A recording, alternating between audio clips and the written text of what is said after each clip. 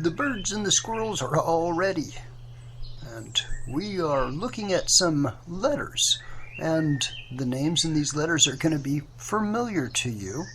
And we are looking at a letter to a Roman senator whose name is Seneca. We will have also published the letters of Pontius Pilate to this senator Seneca. But these letters are from Paul, the writer of much of the Brit Hadashah, all of the letters of Shaul of Tarsus. These letters were between him, the writer, and of the senator Seneca. And we will start with the first one. Annaeus Seneca to Paul, greetings. I suppose, Paul, you have been informed of a conversation which passed yesterday between me and my Lucilius concerning hypocrisy and other subjects. For there were some of your disciples in company with us. For when we retired into the Seleucian gardens, through which they were also passing, and would have gone another way, by our persuasion they joined company with us. I desired to believe that we much wish you to your conversation. We were much delighted with your book of many epistles, which you have wrote to some cities and chief towns and provinces, and contain wonderful instructions for moral conduct.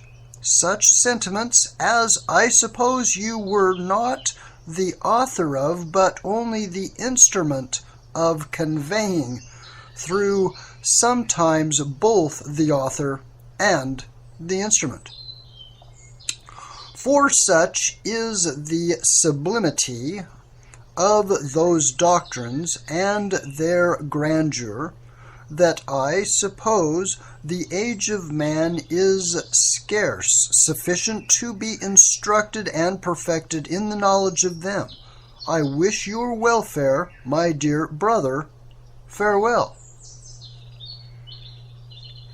That is the letter from Annaeus Seneca to Paul, Shaul of Tarsus. The second one, this is Shaul, Paul of Tarsus, sending to Seneca. To Seneca, greetings. Shalom. I received your letters yesterday with pleasure, to which I could immediately have wrote an answer had the young man been at home, whom I intended to have sent to you. For you know when and by whom, at what season, and to whom I must deliver everything which I sent. I desire, therefore, you would not charge me with negligence. If I wait for a proper person, I reckon myself very happy in having the judgment of so valuable a person, that you are delighted with my epistles, the letters. For you would not be esteemed a censor, a philosopher, or to be the tutor of so great a prince and a master of everything. If you were not sincere, I wish you a lasting prosperity. The third letter, this is from Senator Seneca to Paul. Greetings. I have completed some volumes and divided them into their proper parts. I am determined to read them to Caesar, and if any favorable opportunity happens, you also shall be present when they are read. But if that cannot be, I will appoint and give you notice of a day when we will together read over the performance. I had determined, if I could with safety, first to have your opinion of it before I publish it to Caesar, that you might be convinced of my affection to you. Farewell, dearest Paul. Next text. It was a fax. I'm not sure what technology they used. Paul to Seneca, greetings, shalom. As often as I read your letters, I imagine you present with me, nor indeed do I think any other, than that you are always with us. As soon, therefore, as you begin to come, we shall presently see each other. I wish you all prosperity. The fifth. Aeneas Seneca to Paul. Greetings. We are very much concerned at your too long absence from us.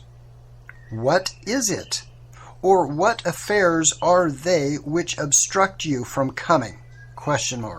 If you fear the anger of Caesar, because you have abandoned your former religion and made proselytes also of others, you have this to plead, that your acting thus proceeded not from inconsistency, but judgment. Farewell. The sixth letter, Paul to Seneca and Lucilius. Greetings, shalom. Concerning those things about which ye wrote to me, it is not proper for me to mention anything in writing with pen and ink, and one of which leaves marks, and the other evidently declares things, especially since I know that there are near you, as well as me, those who will understand my meaning. Deference is to be paid to all men, and so the much more, as they are all more likely to take occasion of quarreling, and if we show a submissive temper, we shall overcome effectually in all points. If so be they are who are capable of seeing and acknowledging themselves to have been in the wrong. Farewell. 7. Aeneas Seneca to Paul. Greetings. I profess myself extremely pleased with the readings of your letters to the Galatians, to the Corinthians, and the people of Achaia.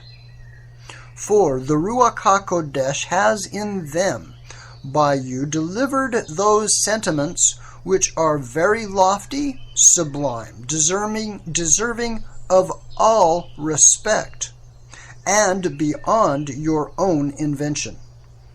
I could wish, therefore, that when you are writing these so extraordinarily, there might not be wanting an elegancy of speech agreeable to their majesty. And I must own, my brother, that I may not at once dishonestly conceal anything from you, and be unfaithful to my own conscience, that the emperor is extremely pleased with the sentiments of your epistles. For when he heard the beginning of them read, he declared that he was surprised to find such notions in a person who had not had a regular education. To which I replied that the gods, the Elohim, sometimes made use of mean, innocent persons to speak by, and gave him an instance of this in a mean countryman named Vatanius, who, when he was in the country of Reate, had two men appear to him, called Castor and Pollux, and received a revelation from Elohim. Farewell. 8. Paul to Seneca, Shalom and greetings. Although I know the emperor is both in an admirer and favorer of our religion, yet give me leave to advise you against your suffering any injury by showing favor to us. I think indeed you ventured upon a very dangerous attempt when you would declare to the emperor that which is so very contrary to his religion and way of worship, seeing he is a worshipper of the heathen deities, the gods.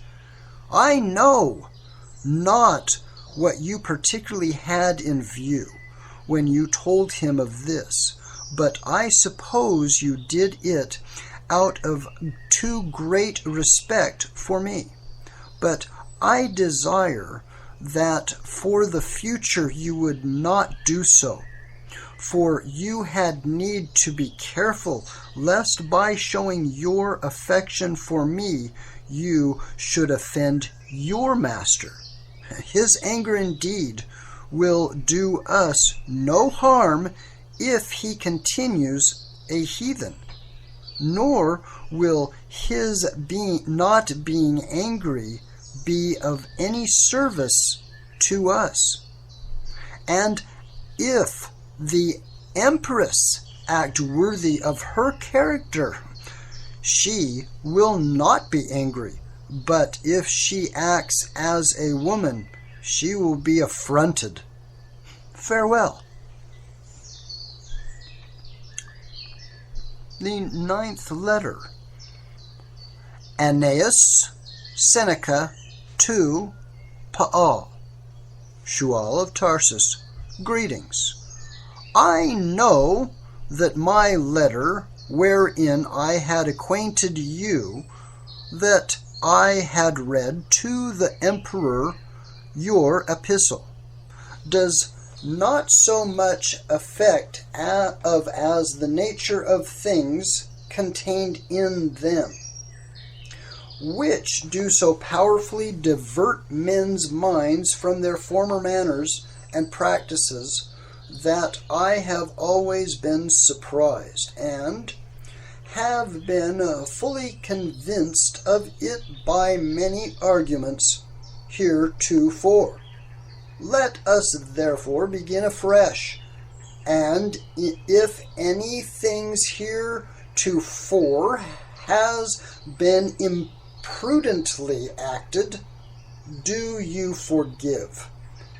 I have sent you a book, De Copia Verborum. Farewell, dearest Paul. The 10th letter. Paul to Seneca. Greetings. Shalom. As often as I write to you and place my name before yours, I do a thing both disagreeable to myself and contrary to our religion. For I ought, as I have often declared to become all things to all men, and to have that regard to your quality, which the Roman law has honored all senators with, namely, to put my name last in the inscription of the epistle, that I may not at length with uneasiness and shame be obliged to do that which it was always my inclination to do.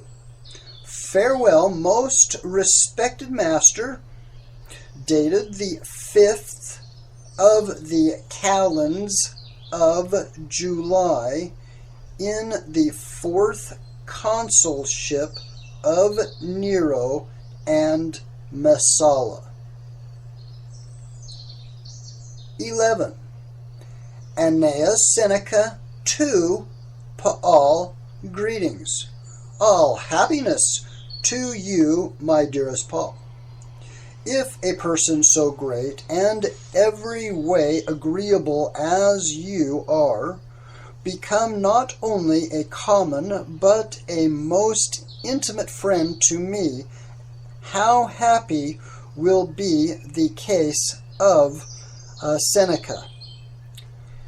You, therefore, you are so eminent and so far exalted above all, even the greatest do not think yourself unfit to be first named in the inscription of an epistle, lest I should suspect you intend not so much to try me as to banter with me. For you know yourself to be a Roman citizen, and I could wish to be in that circumstance or station which you are, and that you were in the same that I am. Farewell, dearest Paul, dated the 10th of the calends of April, in the consulship of Aprianus and Capito.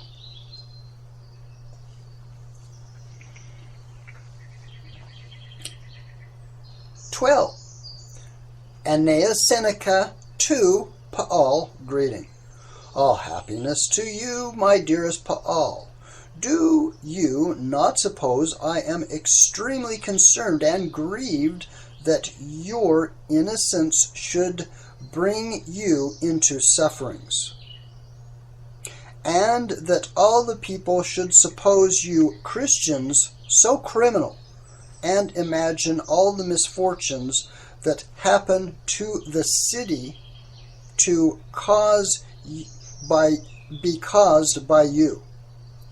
But let us bear the charge with a patient temper, appealing for our innocence to the court above, which is the only one our hard fortune will allow us to address to, till at length our misfortune shall end in the unalterable happiness. Former ages have produced tyrants, Alexander, the son of Philip of Macedon, and Dionysus. Ours also has produced Caesar, whose inclinations were their only laws.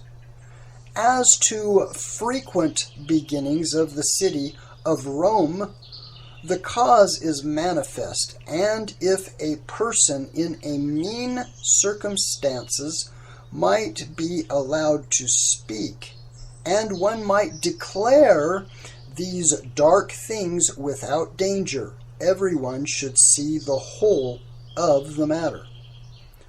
The Christians and Jews are indeed commonly punished for the crime of burning the city, but that impious miscreant who delights in murders and butcheries, and disguises his villainies with lies, is appointed to, or reserved till his proper time. And as the life of every excellent person is now sacrificed instead of that one person who is the author of that mischief, so this one shall be sacrificed for many, and he shall be devoted to be burnt with fire instead of all. 132 houses and 4 whole squares, islands, were burnt down in 6 days. The 7th part an end to the burning. I wish you all happiness. Dated the 5th of the calends of April, in the consulship of Frigius and Bassus. 13. Annes Seneca to Paul. Greetings.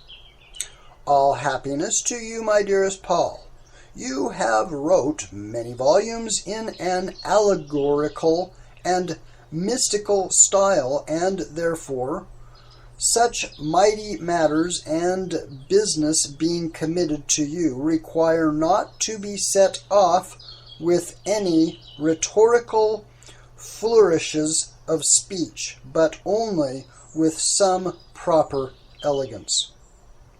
I remember you often say that many by afflicting such a style do injure to their subjects, and lose the force of the matters they treat of. But in this I desire you to regard me, namely, to have respect to true Latin, and to choose just words, so that you may the better manage the noble trust which is reposed in you.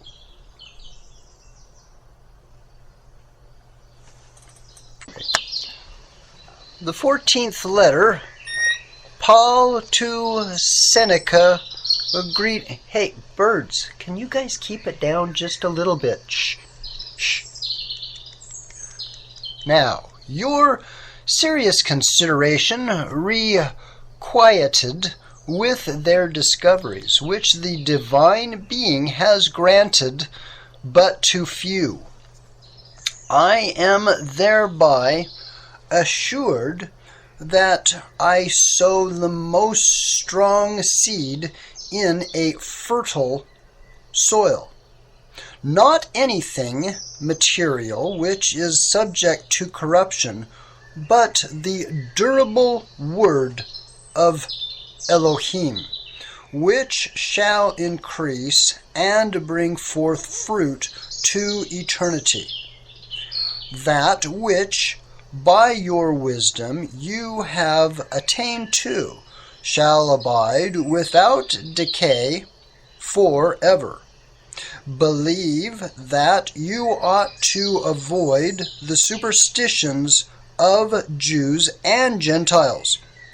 The things which you have in some measure arrived to, prudently make known to the emperor, his family, and to the faithful friends.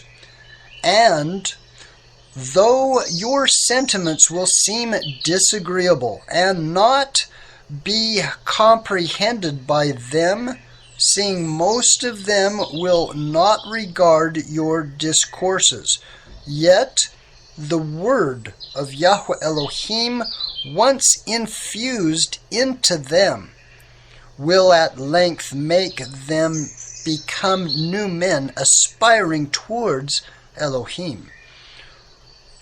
Farewell, Seneca, who are most dear to us, dated on the calends of August in the consulship of Leo and Savinius.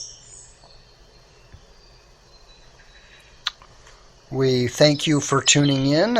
Once we get into the other letters, Pontius Pilate had many letters to the Senator Seneca on his way to his office, and we will meet you there at another time, another place, but it's a wonderful study. We'll see you soon.